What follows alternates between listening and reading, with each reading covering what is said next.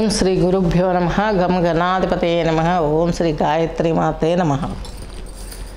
ఈరోజు మనము ఈ యొక్క క్రోధినామ సంవత్సరం ఉగాదిని పురస్కరించుకొని ద్వాదశ రాశుల యొక్క రాజపూజ్యం, అవమానం, ఆదాయ వ్యయాలు, అలాగే వీళ్ళ గోచారం ఎలా ఉందో అన్నది చూద్దాం.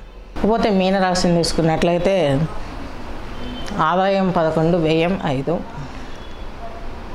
అవమానం 4, రాజపూజ్యం 2. ఇకపోతే మీకు పూర్వభద్ర నక్షత్రం 4వ పాదము, ఉత్తరభద్ర 4, రేవతి 4 కలిపి మనకు ఈ యొక్క మీనరాశి కిందికి, మీనలగ్నం కిందికి వస్తుంది. మీ రాశాధిపతి దశమాధిపతి అయినటువంటి బృహస్పతి మీకు గురుచండాలయంతో ఈ యొక్క 2023 అక్టోబర్ 31 వరకు ఉన్నారు. అప్పుడు కూడా మీరు ప్రాబ్లమ్స్ చాలా ఫేస్ చేశారు మీనరాశి, మీనలగ్నం వారు. ఇప్పుడు 31 అక్టోబర్న 2023 రాహు వచ్చేసి చక్కగా మీ రాశిలోకి వచ్చేసాడు. ఈయన మీ రాశికి సప్తమాధిపతి కాబట్టి కొంతలో కొంత మేలే జరిగిందని చెప్పాలి మీనరాశి, మీనలగ్నం వారికి. కాకపోతే ద్వితీయంలోకి ఎప్పుడైతే ఈయన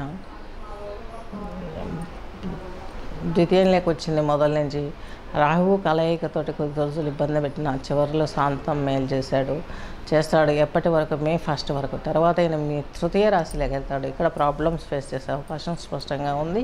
ఇక్కడి నుంచి తీసుకున్నట్లయితే తృతీయంలోకి వెళ్తే మీ యొక్క సప్తమ రాశి అయినటువంటి కన్యా రాశిని ఈ యొక్క బృహస్పతి పంచమ వీక్షణం ద్వారా చూస్తారు.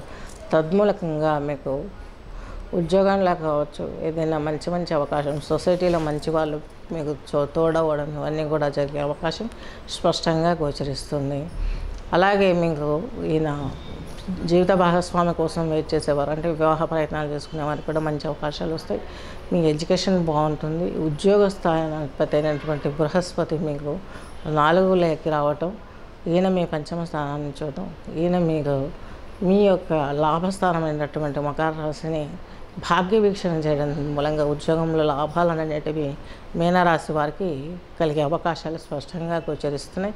సంతాన ప్రయత్నాలు చేసే వారికి బాగుంటుంది. వివాహం కాని వారు వివాహం చేసుకునే అవకాశాలు కూడా స్పష్టంగా గోచరిస్తుంది. మీ సంతానానికి వివాహం ప్రయత్నాలు చేసే వారికి కూడా ఈ పీరియడ్ గుడ్ పీరియడ్ అని చెప్పుకోవచ్చు. మీ ఎడ్యుకేషన్ కావచ్చు, అలాగే అనారోగ్య సమస్యలు కావచ్చు, కొన్నింటిని మీరు తగ్గించుకోగలుగుతారు లాస్ట్ ఇయర్తో పోల్చితే.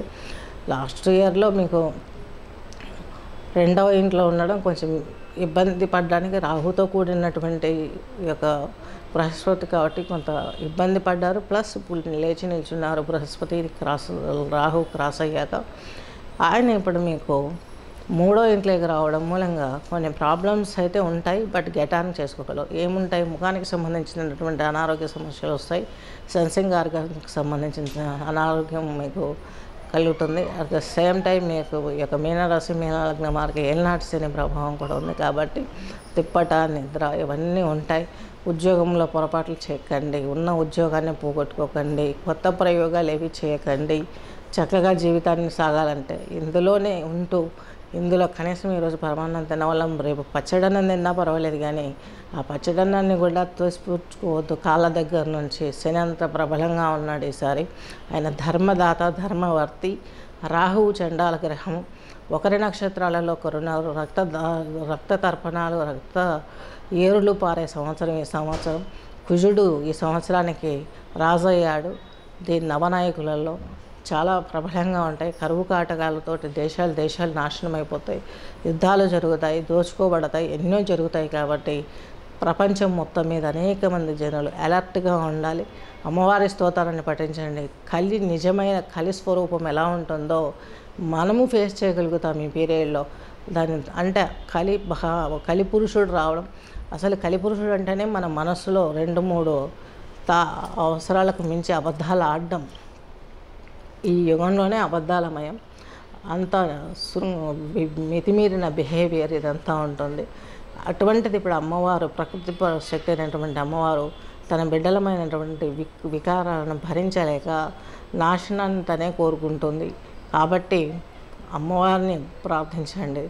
ఆమెకు సద్వినియోగంగా మీరు సవినయంగా దండం పెట్టుకొని అమ్మవారి ఆరాధనలు చేయండి. తద్మూలకంగానే మీ జీవితంలో మంచి మార్పులు వస్తాయి.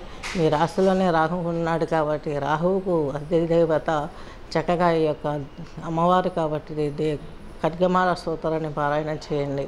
ఈ ఖడ్గమాల చేసేటప్పుడు ఈ రెండు చేతులు ఇలా ఇంటర్లాక్ చేసి ఇలా సుషుమ్నా ముద్ర వేసి చక్కగా ఇక్కడ పెట్టేసి అమ్మవారి శ్లోకాన్ని వినండి. ఇంకా వీలు ఉంటే బగలాముఖి స్తోత్రాన్ని కూడా వినగలరు. జస్ట్ వినడమే సరిపోతుంది, వినండి సరిపోతుంది. బగలాముఖిని పటం తెచ్చి పెట్టుకున్న ఆమెకు నిత్యం దీపారాధన చేసుకోవాలనుకున్నది చాలా కష్టమైన పూజా విధానము. అది ఒక తంత్రము. ఆ తంత్రాన్ని మనం ప్రయోగించకూడదు. మనమే ధ్వంసం అయిపోతాము తిరగబెట్టిందంటే. అసలు ఎవరు చేయకూడదు. సంసారికులు చేసేటటువంటి ఇది కాదు అది. అదొక తాంత్రిక ఉపాసన. ఆమె కలిపురుషుణ్ణి అంతం చేయడానికి అవతరించబడ్డటువంటి ఒక దేవత. తన బిడ్డలను రక్షించుకోవడానికి కలిపురుషుణ్ణి అంతం చేయడానికి పుట్టిన ఒక ఆమె ఒక తామస శక్తితో కూడుకున్నటువంటి శక్తి. ఆమె జోలిపోదు. కాకపోతే ఆమె శ్లోకం వింటే మాత్రం, ఆమె స్తోత్రం వింటే మాత్రం మనలో ఉన్నటువంటి అలాంటి నిగూఢమైన దుష్టశక్తులు పారిపోతాయని గమనించగలరు. శోభం.